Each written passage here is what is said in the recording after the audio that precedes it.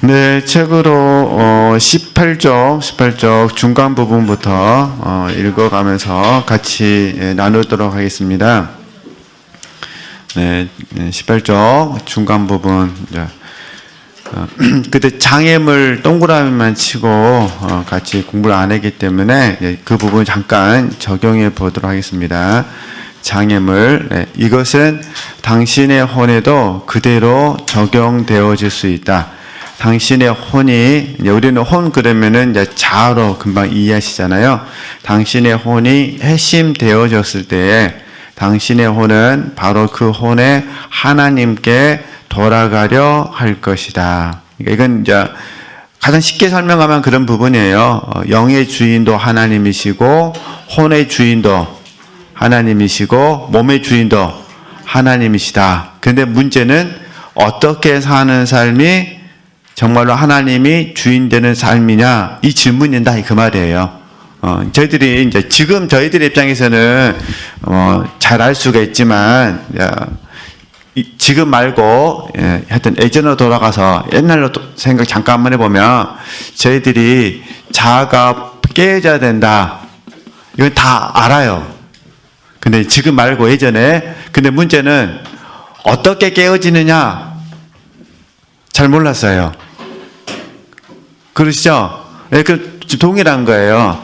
그러니까 하나님께서는 영도 주인이시고 혼도 주인이시고 몸도 주인이셔요. 이건 다 한다는 거예요. 이렇게 살고 싶어요. 정말 주님께서 나를 다스리는 삶을 살고 싶은데, 그러면 어떻게 하냐고 물어보면은 뭐 했다는 거죠? 몰랐다는 거예요. 그 괴리감. 그러니까 사실은 여기에 이제 갈망이 있었죠. 이 과정이 우리를 현재 지금 이 자리로 인도한 거예요. 그래서 이제 우리가 일단 영적 지식, 사실과 실제가 온전할 수는 없지만은 이제는 이 사실과 실제가 점점 뭐해질까, 점점 가까워지고 있는 거예요. 가까워지고. 그러면서 이제 현재 우리에게 적용하면 가까워지면서 어떻게 하시냐? 하나님께서 우리에게 깊이와 넓이를 확장시켜 버리시죠. 그렇기 때문에 이 아는 만큼 실제되는 부분이 별로 없는 것 같아요. 그런데 사실은 옛날과 비교하면은 많은 부분에서 어떻게 됐을까요? 실제가 되어졌어요. 그러면 이건 어떻게 알 수가 있느냐? 어떻게 알 수 있느냐? 주님께서 나를 사랑하셔요. 그럼 나도 뭐 하는 거죠? 주님을 사랑한다라고 이게 이제는 양심 속에서 고백해 드릴 수가 있어요. 그러니까 주님이 나를 사랑하시고 나도 주님을 뭐합니다?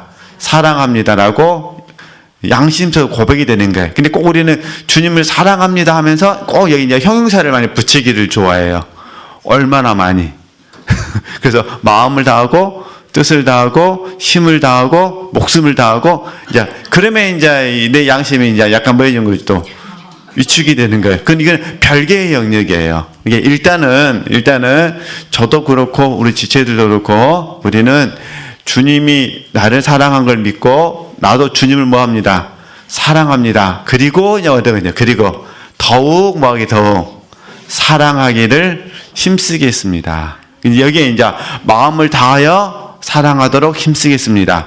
뜻을 다하여 사랑하도록 힘쓰겠습니다. 힘을 다하여 사랑하도록 힘쓰겠습니다.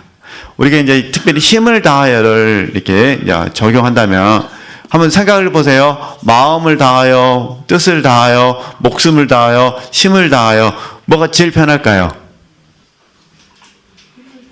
제일 돈 안 드는 거는 마음을 다하여. 힘을 다하여 하면 뭐가 들어가요? 물질이 들어가. 목숨을 다하여는 우리는 이렇게 찬양할 때는 가능해도 실제적으로는 목숨 다하여 어려워요. 왜 어렵냐? 자존심도 못 버리는데 어떻게 목숨을 버리겠어요? 그러잖아요. 시기심도 못 버리는데 어떻게. 그래서 그러니까 우리 주님께서는 우리들의 연약함을 다 아시고 이게 사랑을 받아주시고 그다음에 어떻게 하는 거죠? 더욱더 주님을 사랑하도록 이끌어 가신다. 이게 혼이 안으로 들어간다는 걸 이렇게 이해하시면 된다. 그런 부분입니다. 어떻게 안으로 들어갈까 이렇게 복잡하게 생각하지 마시고, 그러니까 나의 주님을 뭐 하는 거예요? 찾아가는 거예요. 그래서 이제 사도 바울이 어떻게 기도하냐면, 하나님께서 영 안에도 계시옵시고, 하나님께서 우리의 마음 안에도 계시도록 기도합니다. 지금 우리가 꿈꾸는 게 이거잖아요. 하나님은 영 안에 계셔요. 우리는 믿으면 되는 겁니다. 근데 이건 우리는 체험으로는 알 수는 없어요. 영적인 거는 우리 오감으로는 알 수가 없거든요. 오직 뭐로 하냐면은 믿음으로 하는 거예요. 믿음으로. 그러니까 하나님이 영 안에 계신 걸 우리는 어떻게 해요? 믿음으로 알아요. 그래서 하나님이 믿음의 은사를 주셔가지고 믿게 하신 거예요. 우리가 믿으려고 한 것이 아니라 그냥 믿어져요. 얼마나 감사한지. 근데 이제 마음의 무서만큼은 내가 알아요. 내 마음 안에 주님이 계신지 안 계신지를 아는 거예요. 그러니까 내 마음에 누가 계셔야 돼요? 주님이 계셔야 돼요. 주님이 계시도록 하기 위해서 우리가 들어가기 훈련, 나가기 훈련, 감사하기 훈련 뭐 하는 거죠? 믿어 드리기 훈련을 하는 거예요. 그래서 주님이 온전히 내 마음에 뭐가 되시도록 주인이 되어 주시도록. 그래서 이것에 대한 예표가 뭐냐? 자, 부족하지만 내 마음이 주님께서 다스리는 그 부분에 대해서 예표가 뭐냐면은 이게 주님의 죽으심과 주님의 부활하심과 주님의 다시 오심에 대해서 내가 얼마나 많이 기리고 있느냐가 되는 거예요. 그러니까 내 마음의 주인이 누구셔요? 예수님. 이걸 알 수 있는 작은 그 훈련이 뭐냐면 죽으시고 부활하시고 다시 오신 그 주님을 내 마음에서 뭐 하는 거예요? 기리는 거예요. 이걸 지금 잔느경은 이렇게 문자적으로 표현한 거예요. 다시 보겠습니다. 이것은 당신의 혼에도 그대로 적용될 수 있다. 당신의 혼이 해심되었을 때 당신의 혼은 바로 그 혼의 하나님께 뭐 하는 거죠? 돌아가려 할 것이다. 이걸 이제 제가 이제 우리식대로 설명해 드리는 거예요. 어려운 건 아니시죠? 우리가 이렇게 살고 있는 거니까. 그래서 저희들은 몸에 있어서, 왜냐하면 겉사람은 날마다 후패하니까 우리 몸에 있어서 날마다 어려운 부분을 경험하는 것은 당연합니다. 오늘처럼 이렇게 막 바람이 좀 쌀쌀하게 불고 그러면은 피곤해지는 것은 지극히 정상입니다. 그래서 내가 왜 이러지 이렇게 생각하지 마시고 어디가 죠? 지극히 정상이다. 감사합니다. 근데 이제 마음은 우리 항상 주님께로 갈 수 있었으면 좋겠다. 그 부분입니다. 좀 더 읽고 자세히 한번 설명해 드릴게요. 이미 다 알고 계시는 건데, 네, 보겠습니다. 당신의 혼이 당신 내면에 계신 주님과 재연합하기 위해서, 그러니까 혼의 주인은 주님, 내면을 향해 돌아서는 것은 당신의 혼이 이렇게 중심을 향하여 움직이려는 법칙의 영향을 받고 있기 때문입니다. 혼은 사랑의 무게를 제한 어떤 다른 힘이 작용하지 않는다면 차츰차츰 그 혼의 중심을 향하여 움직일 것입니다. 혼은 고요하게 머무르면 머무를수록 그만큼 더 스스로를 움직이려는 노력으로부터 자유롭게 될 것입니다. 고요함 가운데 있는 혼은 자신의 노력으로 중심에 이르려 노력하지 않습니다. 혼이 중심을 향하여 방해를 받지 않은 채로 빨리 움직이면 움직일수록 중심은 그만큼 더 혼을 말하는 거죠. 끌어당기는 충분한 자유를 가지게 됩니다. 그럼 이건 이제 금방 다 하시는 거예요, 지금 이렇게. 성령께서 영 안에서 역사하시고 영이 혼을 사용하고 그 다음에 영이 혼을 가져서 몸을 사용한다고 배우셨잖아요. 그러니까 성령 하나님께서 영 안에서 역사하시게 되어지면은 자연스럽게 혼 몸은 영 안에 기속되려고 하게 돼 있어요. 제가 조금 전에 말씀드렸잖아요. 마음의 주인도 예수님이시고 몸의 주인도 예수님이시고. 근데 우리는 이렇게 알았는데 어떻게를 몰랐어요. 근데 지금은요, 알았는데 어떻게도 알아요. 그죠? 그래서 여러 번 말씀드렸는데 혼 몸이 영 안에 기속되어지는 가장 기본적인 훈련이 뭐냐면은 하나님 생각하는 거예요. 그래서 제가 조금 전에 주님의 죽으심과 부활하심과 다시 오심을 말게 하나님 생각하는 순간 혼 몸이 영 안에 뭐가 있는 거 전부 다 기속되어지는 거예요. 그런데 이제 이전과 지금의 차이점은 뭐냐면 온전하지는 않습니다. 이전과 지금의 차이점은 뭐냐면은 혼몸이 방해를 하지 않는다는 거예요. 그러니까 쉽게 말해서 성령께서 이끄시는 대로 우리 혼몸이 뭐 하지 않는다? 방해하지 않는다는 거예요. 이전에는 방해를 했어요. 근데 지금은요, 방해하지 않아요. 그럼 이제 가장 쉽게 설명드리면은 우리가 야고보서 1장 2절에서 4절 말씀으로 이제 설명하겠습니다. 너희가 여러 가지 시험을 만나거든 뭐 있어요? 온전히 기쁘게 여기라. 그죠? 봐보세요. 이건 믿음의 행위잖아요. 온전히 기쁘게 여기라. 믿음. 지금은 저희들이 말씀을 믿어요.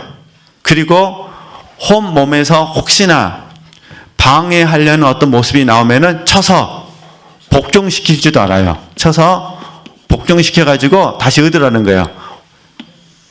온전히 기쁘게 여기는 이 자리까지 들어갈 수가 있어요. 굉장히 빨리. 그러시죠? 굉장히 빨리 지금. 근데 이전에는 어떻게 했냐? 이런 말씀 들으면은 내 혼 몸에서 반발이 일어났어요. 말도 안 되는 소리 좀 하지 마시라고. 지금 시련이 왔는데, 그죠? 그래서 여기 나오는 거예요. 왜, 첫 번째, 왜 납니까? 이렇게 된 거예요. 왜 납니까? 좀, 우리가 되게 암에 걸리면은, 이제 이건 제가 책에서 본 겁니다. 암에 걸리면은 첫 번째 사람들이 이기적인 마음이 먼저 들어온대요. 그래서 왜 내가 걸립니까? 그는 안 걸리고 이렇게 된대요. 내가 아프면은. 왜 내가 아픕니까? 그러니까 그도 아프고 나도 아파야 공평하지. 왜 나만 아픕니까?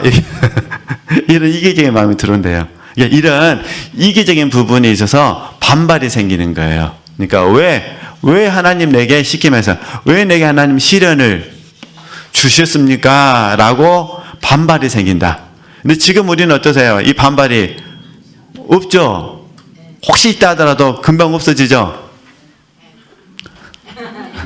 아예 없으시면 너무 행복하시고 좀 있으시더라도 금방 그 다음에 두 번째 반발이 이제 언제까지 시련 주신 건 감사한데 언제까지 주시렵니까? 이게 또 우리를 힘들게 하죠. 언제까지? 그냥 하루만 주시면 감사하겠는데 일주일이나 주십니까? 한 달이나 주십니까? 이렇게 하죠. 언제까지? 그래서 이렇게 해서 반발이 된다. 그래서 다 배우셨잖아요. 자아가 반발하고 그 다음에 소욕이 반발하고 사단이 옆에서 부추기고 충동질하고 그 다음에 세상에 우리를 유혹하고 제가 그랬잖아요. 모든 사람이 암에 걸리면은 안 힘들어요. 사람 마음이 그래요. 모든 사람이 다 가난하면 스트레스를 적게 받아요. 근데 다 부자인데 누구만 가난해요? 나만 가난해요. 그러니까 문제가 되는 거예요. 아주 어렸을 때 우리 애들이 다른 집에 안 보냈을 때 우리 집이 잘 산 줄 알았다니까요. 근데 앞에 있는 어떤 아파트인지 어딘지 모르겠는데 친구 집을 딱 한번 갔다 와서 우리 큰애가 하는 말이 있었어요. 아빠, 우리 집이 이렇게 가난한지 이제야 알았습니다. 그 전까지는 저한테 가난하단 말 한 적이 없어요. 비록 중고차를 타고 다녔어도 우리는 차 있는 집, 그때는 텔레비전이 있었으니까 텔레비전이 있는 집, 그 다음에 어쨌든 쬐까는 아파트 살지만 아파트에 사니까 아파트에서 산 집 그랬거든요. 근데 이제 친구 집 갔다 오더만 바뀌었어요. 이제 알았습니다. 우리 집이 얼마나 가난한지. 우리 육체가 근다는 거예요. 지금 봐보세요. 나는 가난해도 좋아요. 병들어도 좋아요. 라면 먹어도 좋아요. 다 좋아요. 근데 다른 사람 간증을 들었어요. 땅이 샀는데 뭐 30억이 됐어요. 우리 자녀가 의사가 됐어요. 이런 말 듣는 순간에 뭐가 된 거죠? 내가 좋았던 간증이 다 하나님 베풀던 감사가 바뀌어버려. 그도 하나님의 자녀고 나도 하나님의 자녀인데 이왕이면은 똑같이 주시지 왜 하나님은 불공평하십니까? 이렇게 이런 부분들이 사실은 자아와 소욕, 사단, 그죠? 세상 이런 것들을 얘기하는 거예요. 이런 것들이 다 뭐라는 거죠? 방해문이다. 이 부분들이 십자가에서 처리되면 그 말 하는 겁니다. 십자가에서 처리된다면 성령이 이끄시는 대로 우리는 뭐 하는 거죠? 내가 아무 노력하지 않고 성령께서 이끄시는 대로 뭐 하는 거죠? 그냥 이끄시는 대로 가는 거예요. 그래서 제가 견인 배우셨잖아요. 견인차 때 이런 내용이 나오는 거예요. 이게 성령께서 이끄시는 대로 가는 게 제일 좋은 거죠.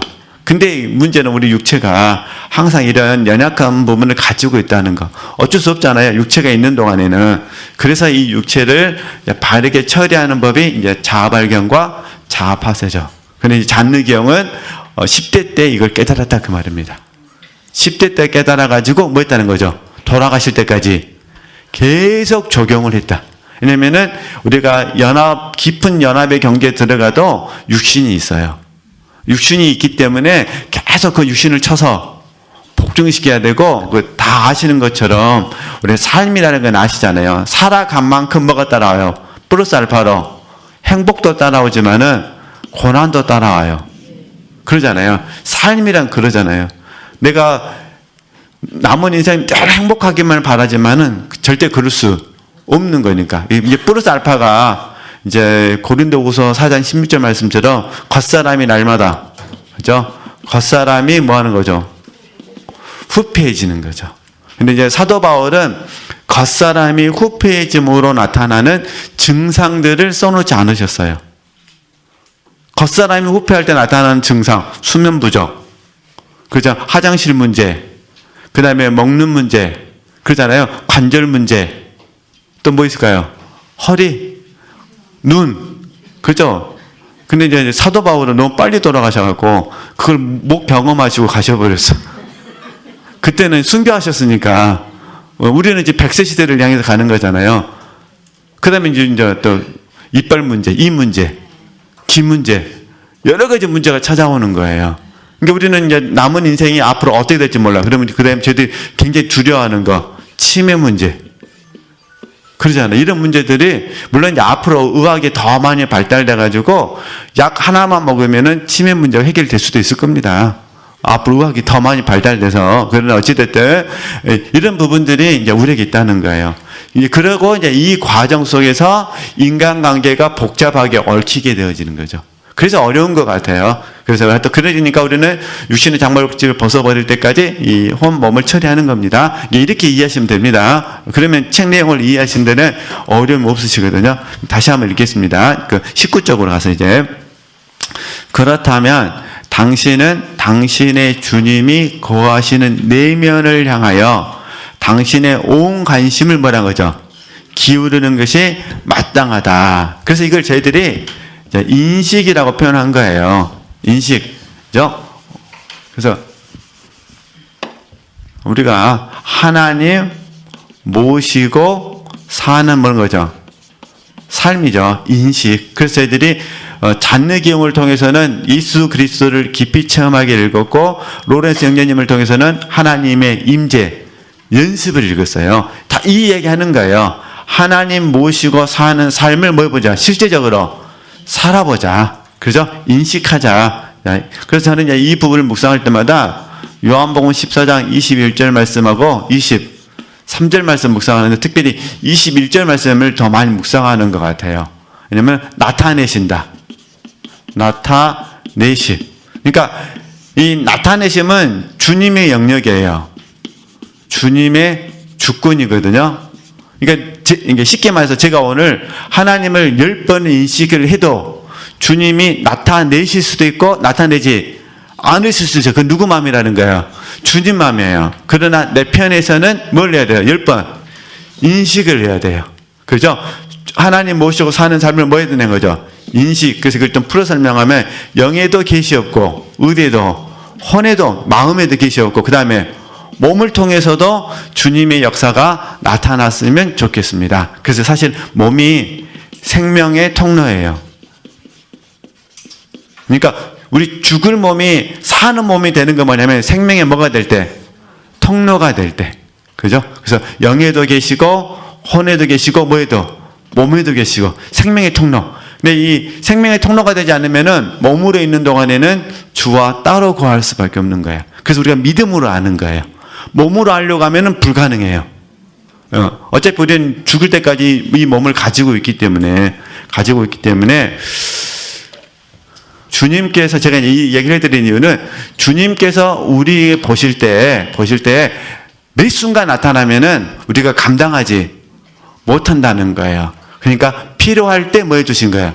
나타내시는 거예요. 그럼 우리는 어떻게 하면 될까요? 나타내셔도 감사, 안 나타나셔도 감사.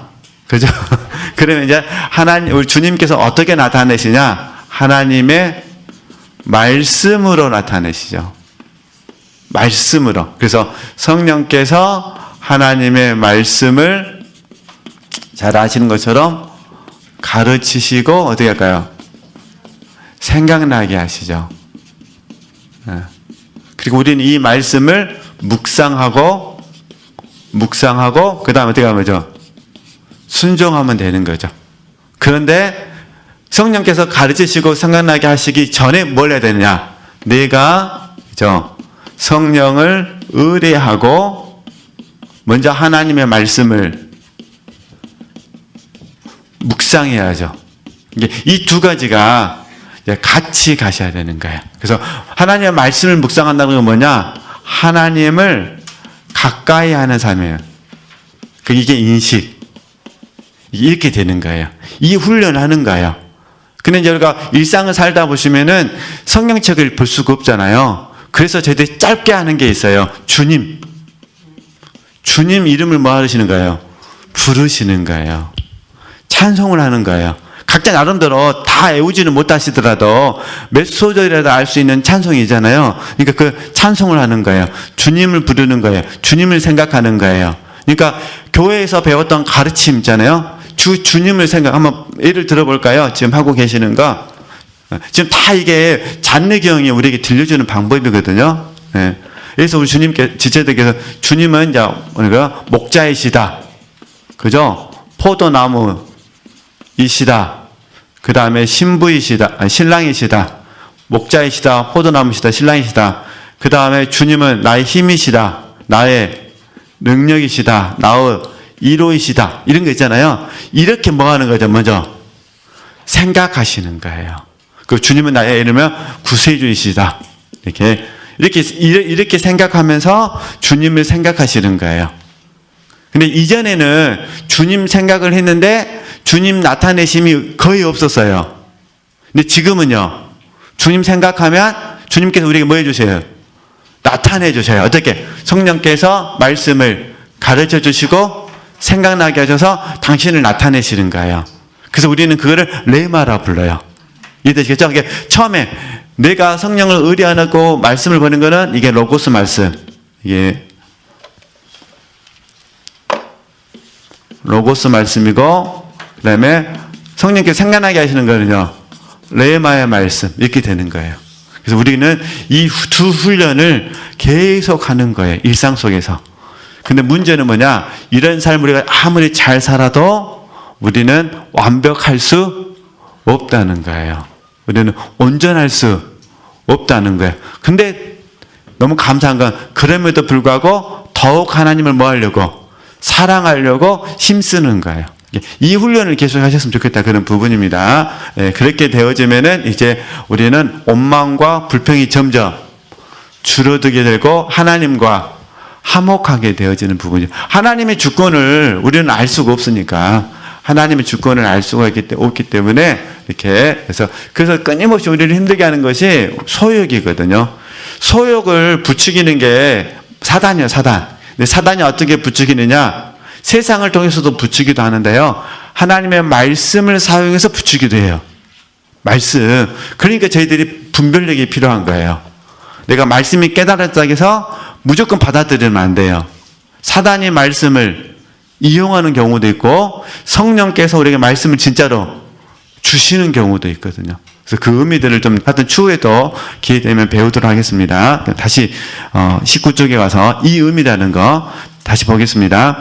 당신은 당신의 주님이 고하시는 내면을 향하여 당신의 온 관심을 기울이는 것이 마땅하다. 처음에는 이렇게 하는 것이 어렵다는 것을 발견할 것이다. 그러겠죠. 그러잖아요. 그럴지라도 실망하지 마라. 오래지 않아 풍성한 은혜가 당신에게 뭐하거든요? 임할 것이고, 그러면 문제는 쉽게 해결되어질 것이다. 여기서 문제라는 것은 어떤 일상에서 생기는 문제가 아니라 주님 안에 거하는 그 어려움을 말하는 겁니다. 주님 안에 거하는 과정 속에서 어려움을 경험할 때 그 어려움이 점점 줄어들게 된다, 그 말입니다. 이것은 당신이 당신의 마음을 외부의 산만한 것들로부터 멀어지게 하며 유연하고 평온한 상태에서 당신의 중심으로 돌아서려 할 때만 뭐란 거죠? 가능하다. 예, 불러드릴게요. 잘 아시는 거니까 이미 다 말씀드렸어요. 우리 영은 하나님을 인식한다. 우리 영은 하나님을 인식합니다. 그러니까 항상 하나님께 뭐 하셔야 돼요? 깨어 있으셔야 돼요. 하나님께 깨어 있음. 그러면 하나님께 깨어 있기 위해서는 어떻게 되느냐? 우리가 영의 기능 훈련 아시잖아요. 영의 기능 훈련. 그다음에 자아 발견, 자아 파쇄, 그다음에 주님으로 체험 받는 훈련을 하시는 거예요. 영의 기능 훈련, 자아 파쇄, 그다음에 체험 받는 훈련. 그럼 다시 이제 그 교재로 돌아가서 이미 읽었습니다. 다시 한번 보겠습니다. 이것은 당신이 당신의 마음을 봐보세요. 외부의 산만한 것들로부터 뭐 하는 거죠? 멀어지게 하며 유연하고 평온한 상태에서 이게 뭐냐? 이게 주님께 나를 내어드리는 삶입니다. 주님께 나를 내어드리는 삶. 그러면 주님께 나를 내어드린다는 건 이건 어떤 의미냐면은 로마서 12장 1절 2절 말씀이에요. 쉽게 말해서 번제단을 생각하시면 돼요. 번제단. 예수님이 대제사장이시고, 그러니까 대제사장이신 예수님께서 저희들이 나를 주님께 뭐 하는 거죠? 내어드리는 게 번제단에 나를 뭐 하는 거예요? 주는 거예요. 주님께서 알아서 나를 뭐 해야 돼요? 일단은 사용하시기 전에 각을 떠야 돼요. 어떤 의미 아시겠죠? 예. 그냥 각을 떠야 되니까 이 말은 무슨 말이냐면 번제단에다가 나를 꽁꽁 뭐 하는 꽁꽁 묶어놔야 돼요. 원래는 안 묶어놔도 되는데 안 묶어놓으면 도망가 버리잖아요. 이게 계속 뭐 하는 거에게 꽁꽁 묶어놔야 돼. 이게 지금 나를 내어드린다는 거예요. 그래서 이걸 저희들이 뭐냐면 상관치 않기가 돼요. 나중에 지금 말고요. 지금 말고 저희들이 더 성장하게 되면 이 상관치 않기 개념이 바뀌어요. 어떻게 바뀌냐? 자원함이 돼요. 자원함. 그러면 그때는 밧줄이 필요가 없어요. 그러면 이제 예를 들면 주님께서 굳이 우리에게 막 밧줄 올라갈 필요 없이 그냥 누가 나를 위해서 설거지할고 그러면 어떻게 된 거죠? 내 마음속에서 아멘, 제가 하겠습니다. 저절로 쉽게 예를 든 겁니다. 근데 이게 이제 하면은 영혼 사랑이 되는 거예요. 그죠? 누가 그 영혼을 사랑할 것이냐라고 물어본다면 나는 뭐라는 거죠? 부족하지만 제가 감당하겠습니다. 이렇게 바뀌는 거예요, 이게. 이제 거기까지 가려면 사실 얼마나 힘들겠어요. 왜냐면 이때 영혼이 내가 좋아하는 영혼인지 별론지 아니면 꼴도 보기 싫은 사람인지를 알 수가 없어, 아직은. 그죠? 영혼 사랑하겠습니다 했는데, 그래, 너 잘했다. 너 세 번째. 그러면 어떻게 될까요? 그러면 이제 사람들이 이때부터 이제 너무너무 힘든 거예요. 그래서 또 기도하고, 또 기도하고, 또 기도하고. 그래서 하나님은 우리의 여건을 아시니까, 하여튼 이렇게 갑니다. 근데 아직은 잔느기 형이 처음에 책을 쓰는 이 시점에 있는 분들에게는 이게 너무 어렵죠. 그래서 하나님이 어떻게 하시냐? 내려놓으라고. 그죠? 하나님께 맡기라고. 그래서 이걸 이제 통틀어서 우리는 상관치 않게라고 고백하잖아요. 상관치 않게인데, 항복이라고 표현을 해요. 그래서 잔느기 형은 항복이라는 단어를 많이 강조해요. 자아가 뭐 해야 된다? 하나님께 항복해야 된다. 항복. 결국은 이거예요. 내려놓고 뭐 하는 거죠? 맡기는 데서 주님께 나를 내어드리는 그 삶의 첫 번째가 뭐냐? 내려놓고 뭐 하는 거죠?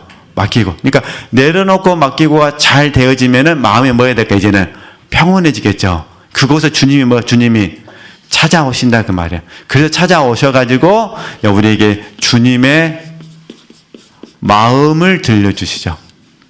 주님의 마음을. 사실 우리가 그 영적 지각 다 배우셨잖아요. 영의 기능이 예민해지면, 이게 성장하신 분들에게 영의 기능이 예민해지면 주님의 마음이 금방 느껴져요. 그러나 아직은 지금 우리 핵심 단계를 공부하는 거잖아요. 핵심 단계에 계신 분들에게 있어서 영의 기능이 활동하는 건 맞는데, 아직은 진정하면서 소통이 안 되는 거죠. 쉽게 말해서 이런 표현이에요.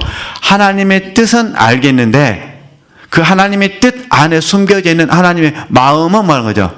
모른다는 거예요. 그래서 우리도 지금 원하는 게 그거잖아요. 이게 하나님의 뜻인데 내가 순종하고 싶어요. 근데 우리 한편 소원이 그거잖아요. 하나님의 어떤 마음 안에서 하나님의 뜻이 나왔는지를 알고 싶은 거잖아요. 안 그러신가요? 그러잖아요. 이렇게. 그래야 내가 더 그분의 마음을 알고 순종할 수가 있는 거잖아요. 근데 맹목적으로 너 해라. 그러면 하긴 하는데, 맹목적으로 하는 것과 그분과 소통되어서 하는 것과 같을까요? 다를까요?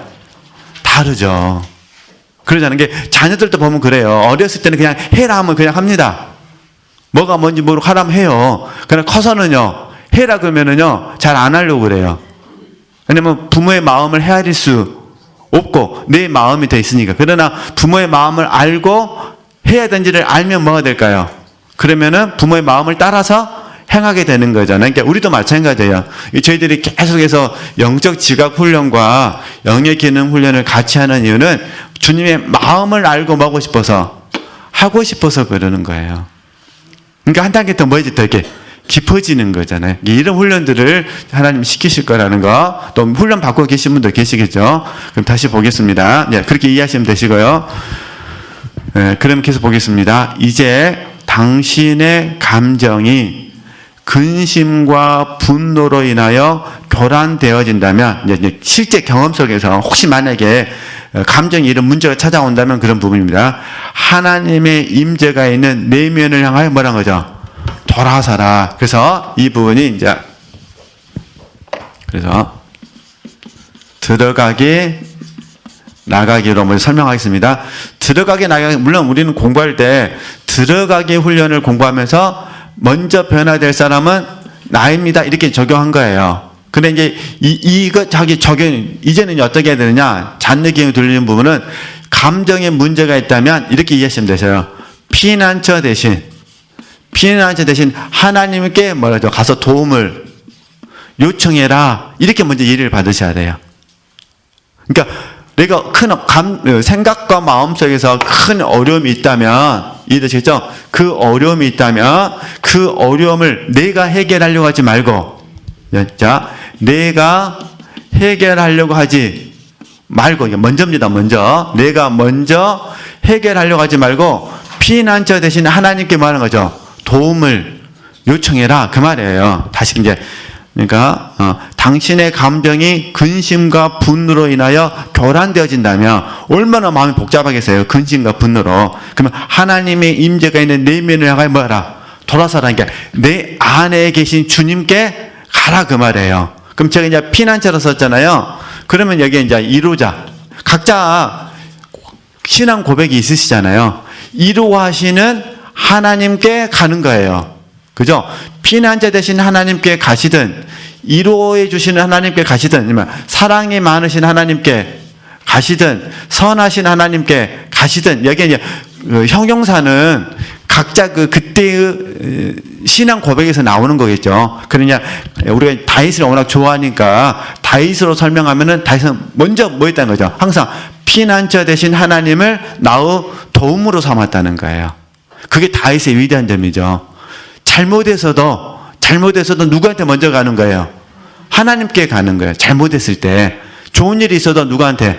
하나님께. 그죠? 이렇게 먼저 하는 겁니다. 그래서 우리가 피난처 대신 하나님께 가서 도움을 구하는 거예요.